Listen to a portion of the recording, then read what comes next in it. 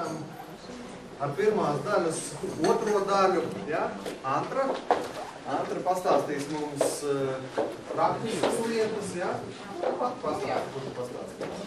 Tad es esmu Marta Vēstera, es esmu žurnālists, neesmu no skandalozajiem žurnālistiem, tāpēc varbūt tās lielākā daļai mans vārds un uzvārds nav tik pazīstams. Strādāju presē kopš 1990. gada, sāku laikrakstu Diena, ir bijusi Latvijas jaunatne, dažādi izdevumi, kas vairāk arī tam šobrīd nepastāv. Dienas bizness, kāds laiks pavadījis arī sabiedriskajās attiecībās, un apmēram pirms 10 gadiem, ja nekļūdos, es iepazinos ar Jāni, un kopš šī laika mums arī ir ilga un stabila sadarbība dažādos reklāmas projektos, kur es esmu apgūsi dažādas ar reklāmu saistītu tekstu rakstīšanu, veidošanu, interneta tekstu un tam līdzīgi.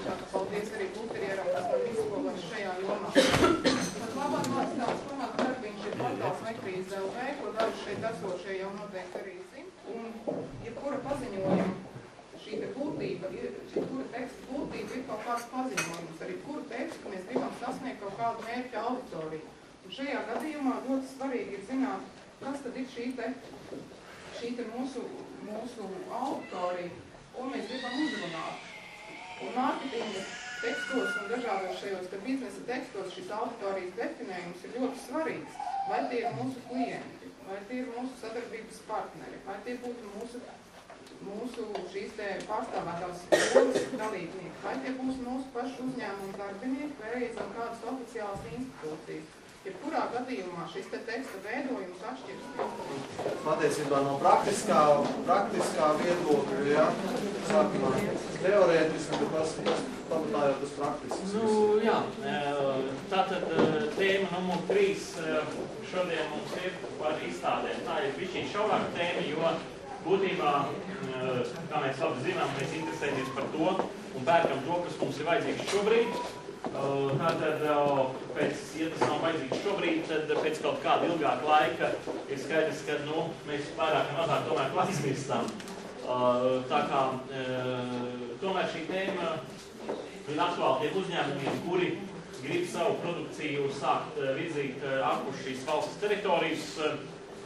Tātad šobrīd noteikti tas varētu būt atsevišķi kaut nelielai daļai no jums interesanti, jo izstādes ir viens no tiem instrumentiem, ar kuru palīdzību mēs varam sākt kaut ko darīt rietumu, varētu teikt, šīs te mērķa auditorijas izzināšanā un arī kaut kādu praktiski noderīgu kontaktu nodibināšanā.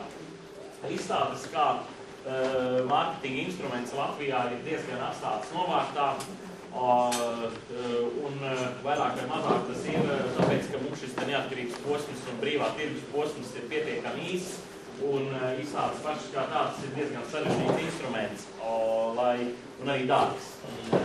Tas tāpatās kā pirmais stāsts par šo preču zīmi, šī gadienā arī tas stāstīns sāksies par vēsturi, bet šī gadienā par tādu mums tuvāku vēsturi un saprotamāku vēsturi, kas ir jau kaut kādi Eiropas viduslaiki, kur vairāk vai mazāk tas ir braukājuši par Eiropas pilsētām, jau būs kaut ko redzējuši tādā jomā. Būtībā tas varētu būt nedaudz saprotamāks vēsturiskais jautājums. Patiesībā no praktiskā viedokļa, ja, sākumā teorētiski, bet pamatājot uz praktisks. Jā, tātad tēma numur 3 šodien mums ir par izstādēm. Tā ir bišķiņ šaurāka tēma, jo būtībā, kā mēs labi zinām, mēs interesējamies par to un pērkam to, kas mums ir vajadzīgs šobrīd. Tātad, ja tas nav vajadzīgs šobrīd, tad pēc kaut kāda ilgāka laika ir skaidrs, ka mēs vairāk vai mazāk tomēr aizmirstam. Tā kā tomēr šī tēma ir aktuāla tiem uzņēmumiem, kuri grib savu produkciju sākt virzīt ārpus šīs valsts teritorijas.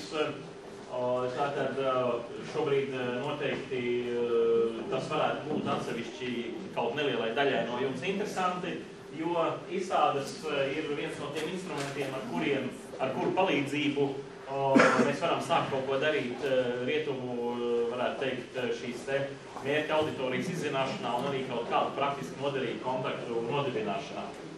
Izstādes kā mārketinga instruments Latvijā ir diezgan atstāts novārtā. Un vairāk vai mazāk tas ir tāpēc, ka mums šis neatkarības posms un brīvā tirgus posms ir pietiekami īss, un izstādes pašas kā tāds ir diezgan sarežģīts instruments, un arī dārgs. Tas tāpatās kā pirmais stāsts par šo preču zīmi, šī gadienā arī tas stāstīns sāksies par vēsturi, bet šī gadienā par tādu mums tuvāku vēsturi un saprotamāku vēsturi, kas ir jau kaut kādi Eiropas viduslaiki, kur vairāk vai mazāk ir braukājuši par Eiropas pilsētām, jau būs kaut ko redzējuši tādā jomā.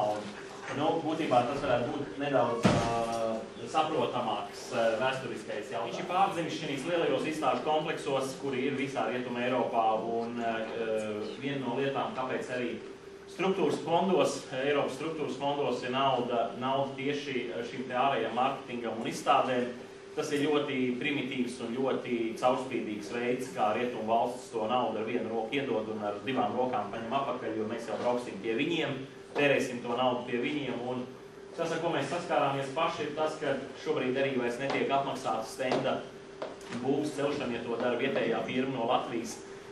Būtībā ir nauda jāizgriež caur kādu firmu rietumos, kur ir šī izstāžu kompleksā. Tātad viss ir izdarīts, lai tā nauda pēc iespējas vairāk paliktu šīs lielajos izstāžu kompleksos.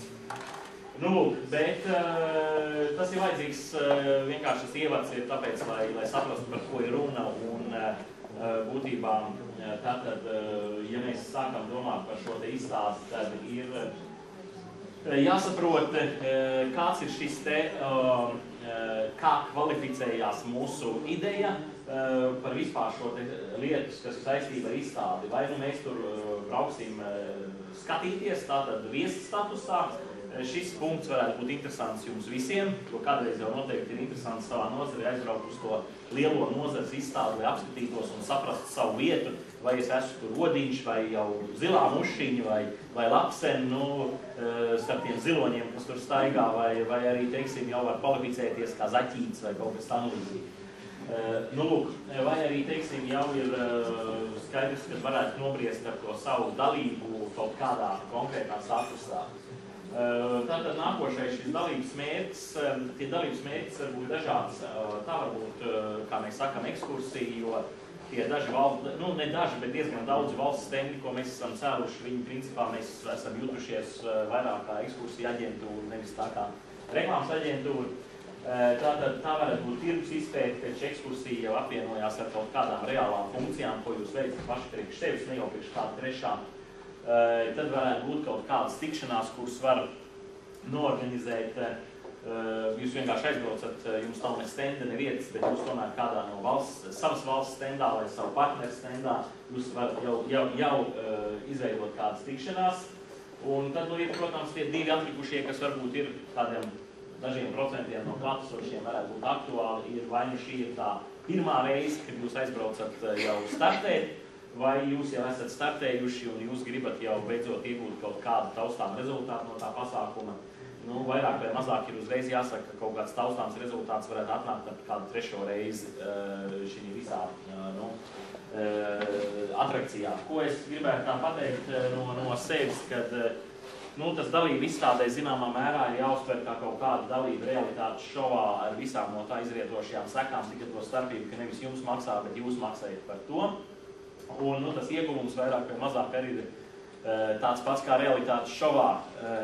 Kādam tas ir nekāds, kādam tas ir apsmiekls, kāds par to saņem naudu, kāds iegūst klientus, kāds paliek populārs un tikai kāds ļoti neliels procents paliek gan populāri, gan iegūst klientus un tālāk uz šī realitātes šova pamata uzbūvēs savu nākotnes karjeru.